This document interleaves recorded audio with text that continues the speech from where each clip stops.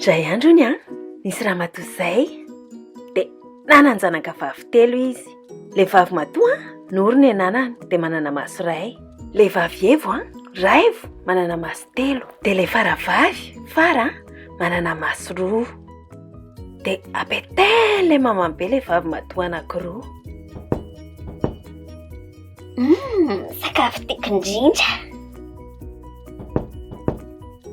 Fa le faravavy kosa matin-draharaha.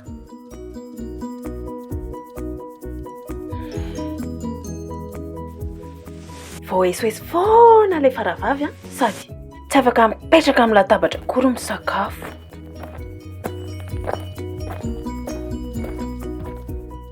Neny jereny fare iara hipetraka iaraka amintsika hono. Ga efa vita daholo ny raharahandry rehetra. Za koa ne mba te lasa mivoaka. Fa tsy nenon'le mamany akory dia roasy ny alan'ny latabatra fara. Sisa sakafo sisa nohaniny rehefa lasa iny daholo ny olona. Fa na izany aza mbola nizara ny sakafony tamin'ireo volokely izy.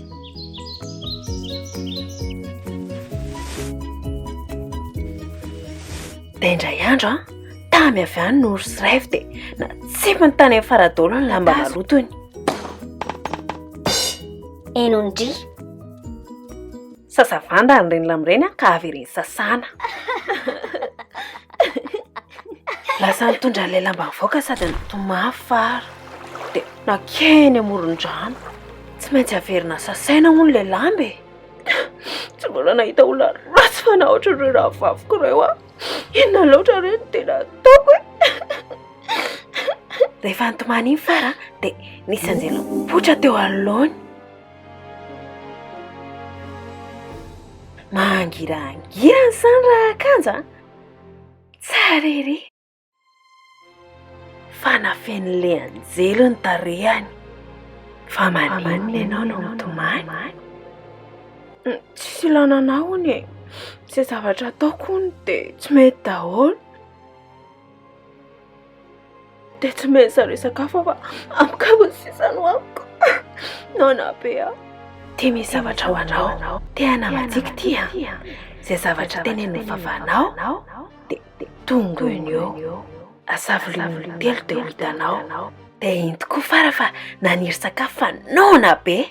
Dia tena nasavilian'ny telo ilay tiana dia potra avy any sakafo be.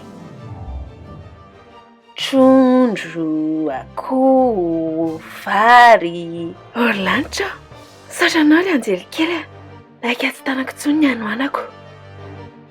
Dia iny fara fa avy dia ninana. Nona loatra izy e. Rehefa avy misakafo ianao dia asavilian'indro fotsiny ilay teany dia ho hitanao fa anjava latabatra io. Dia iny fa nanjavona ilay anjely. Fanakaiza ianao? Rehefa avy nisakafo fara dia nasavilin'indro ilay teany. Dia nanjavona tokoa ilay latabatra. Izay aho vao voky marina mafy. Fa ahoana anie ny anafenana an'ity teany tiany ao an-trano e? Raha tsy izany alainy zareo. Dia lasa noto fara fa nataony ohatran'ireny teana tsotra ireny ilay teana madzika. Nisy tsisa-tsakafo teo ambony latabatra fa tsy nohaniny. Izy rehefa voky beko. Dia isan'andro voaka foana fara miaraka amin'ilay teana. Makany amoron-drano izy dia asafian'ny telo ilay teana. Iny izy fa mihinana izay tamin'ny kibony. Manahoana aky? Nonody izy indray andro dia hitan'ny nory sy raivo hoe tao hafahafa ry izany. Fa inona ny mampitsiky vendrana amin'ny fary iny? Ohatra falifaly foana izy rehefa miditra avy any. Sady tsy mihinana sisa-tsakafo intsony ny indry. Ny ampitsiny iny rehefa hivoaka iny fara dia naraha nory sy raivo.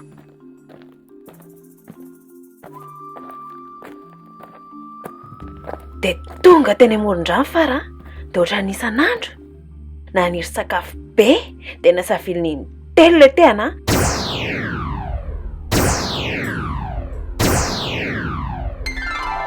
nipotra avy any latabatra feno sakafo matsiro. Naika tsy nino ny voamason'oro sy raivo. Ka izy ty mihinana zay dana ny kivony. Tsika ry mijalijaly. Tia tena mihitsy. Dia lasy raivo sy noro nanao tatitra tany amin'ny mamany. Naika tsy nino koa ny mamany. Tezitra be ny ianao. Lasa niafina daholo ry zareo alohan'ny hatongavany fara. Dia iny fara faninitra tsy nanapohy ininina. Na lain'ilay mamany avy aty aoriana ilay tehana dia tapahany roa. Andray kosa ry neny, mamanina ny tapahanao ilay izy. Ianao misakafo matsiro ny any ivelany any. Nefa izay ato zara raha mihinana. Tsy omena sakafo tsony ianao manomboka androany. Tezitra sy nalahelo be fara dia na lain'ilay tapaka tehana dia lasa izy niazakazaka mivoaka. Dia iny izy nitsaoka iny potra van'ilay anjely. Aza antomany kifara. Alaivo ilay tapaka tehana dia aleveny rehefa feno manan'iny ny andro. Azonao? Hatreto mbola tsy hitany fara foana ny tarehan'ilay anjely. Dia iny tokoa fara fa nandevina an'ilay tehana rehefa alina ny andro. Ny ampitsony iny verina teo amin'ilay nandevenany an'ilay tehana izy. Fa inona ozy nareo ny teo? Azo be tsara tarehy mijalajala. Misy ravina volafotsy sy paoma volamena. Dia iny ny mama fara miaraka amin'ny raivo sy noro niazakazaka nakany amin'ilay hazo hoe haka paoma volamena izany. Fa iny zareo manakatra azy iny dia ataon'ilay hazo izay tsy azony zareo azy. Dia tonga fara. Vitako ny maka an'ireo paoma volamena ireo. Izay ary tsy mahavitako. Indrindray ve ny ahavita? Dia iny fara sady nanakatra noho ny teny hoe mba may paoma volamena za azafady tompoko.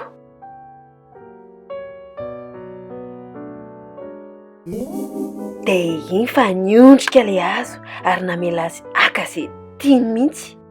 Dia natolony amin'ny mama n'ilay hazony fa nialina be ny ianao.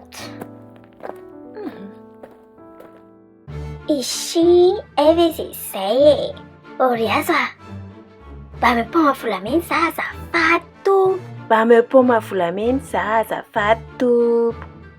Fa tsy niondrika ohatrany nataony tamin'ny fara ilay hazo.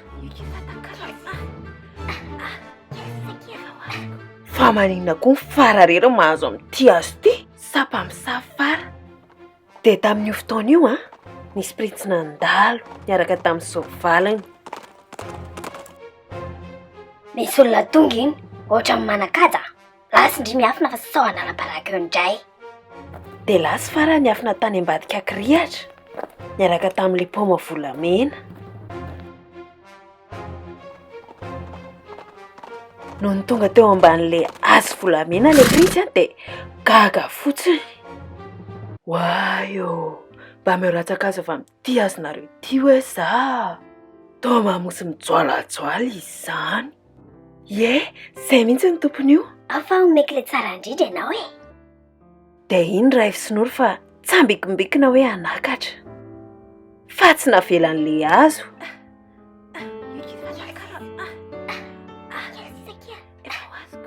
Ozy nareo hoe tompon'ilay hazo nareo. Raha tena marina izany navelan'ilay hazo nakateo nareo. Hainao ny fara daholo izany fa salasala izy hoe hivoaka sa tsy re e. Fa be dio ka aleo mijanona ihany. Nanomboka nilatsaka tsy akijanona ny ranomasony. Tampoka teo potra avy any ilay anjely. Alaivo ilay ravina volafotsy avy amin'ilay hazo dia apetao eo amin'ny tratranao. Dia mivoa tao amin'ny kirihatra tao. Dia nanao izay tenenin'ilay anjely fara. Dia iny fa lasa tsara tarehy be ny akanjony. Dia iny isa lasa niazakazaka nakany amin'ilay printsy miaraka amin'ilay paoma volamena.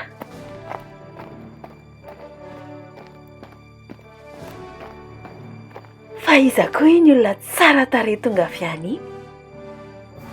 Tsara tarehy izany raha tovovavy. Za afaka manome anao tapa-kazo raha ohatra hoe izay no tadiavinao. Za resaka izany eo ihany fa mbola tsy nahita vehivavy tsara tarehy noho ianao aho. Ao ianao alaiko vady.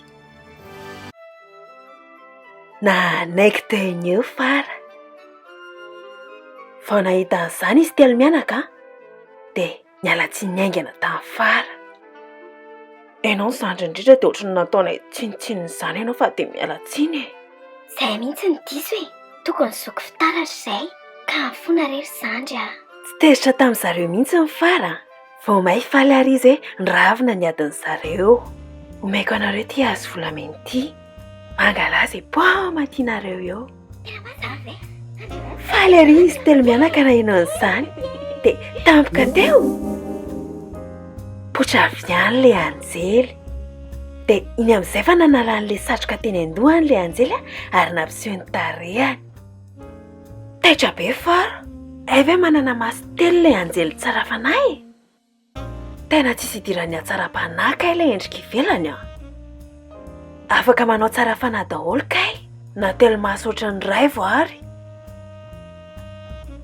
Vita hatreo fijaliany Fara. Dia iny Fara sy le Prince fa lasa nakany amin'ny rova. Le Anjely tsara fanahy mbola maneho ny asany foana hatramin'izao. Ary miaro sy miamina amin'ny farany an-drova any. Dia izay zany rakizy ah. Tsy voatery hoe zandry le olona, kely taona, kely vola, kely vatana, dia hoe tsy mahay ninina. Mety mahay notsiky ireny ah. Dia mety samihafa aminao le olona. Mety hafa volon-koditra, hafa firazanana na fivavahana, fa tsy midika ninina izany. Ny toetrany ihany no hitsarana olona. Dia farany, mila mahalala fomba foana tsika rehefa mangataka zavatra, manao azafady, misaotra.